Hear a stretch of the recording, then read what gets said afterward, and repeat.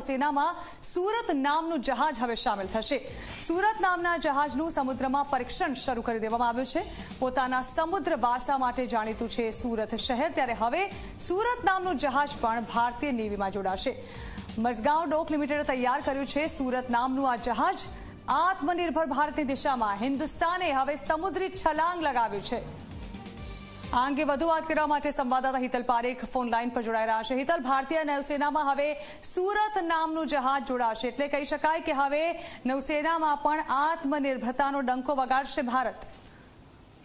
जी ચોક્કસ એવું કહી શકાય કે પ્રધાનમંત્રી નરેન્દ્ર મોદી દ્વારા સંરક્ષણ ક્ષેત્રે પણ આત્મનિર્ભર બનાવવાના જે કામગીરી ચાલી રહી છે એનું આ એક સુખદ પરિણામ ગણી શકાય। સ્વાભાવિક છે કે નૌકાદળમાં લડાકુ જહાજ છે તેનું પરીક્ષણ કરવામાં આવી રહ્યું છે અને એ જે જહાજ છે એ જહાજનું નામ સુરત આપવાની વાત કરવામાં આવી છે। સુરત આપવાની જાહેરાત પણ ભારતીય નેવી દ્વારા કરી દેવામાં આવી છે। આજે તેમને ટ્વીટ કરીને પોસ્ટ કરીને આ જાહેરાત કરી છે। ક્યાંક ને ક્યાંક જોવા જઈએ તો ગુજરાતનું આ સુરત છે, સુરત શહેરનું નામ આ નૌકાદળના એકદમ જે કહી શકાય કે દુશ્મનો માટે જે દુશ્મનોની જમીન દોસ્ત કરી શકે એવી તાકાત ધરાવતું આ લડાકુ જહાજ છે તેનું નામ સુરત આપ્યું છે ને એ હવે ભારતીય નૌકાદળમાં સામેલ થશે। એ ગુજરાત માટે પણ ગર્વની વાત છે અને સમગ્ર દેશ માટે સૌથી વધારે ગર્વની બાબત છે કે સંરક્ષણ ક્ષેત્રે ભારત આત્મનિર્ભર બની રહ્યું છે, એનું આ પ્રતીક સુરત બનશે।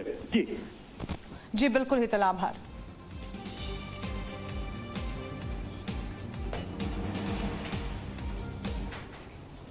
તો હવે શહેર શતકની શરૂઆત કરી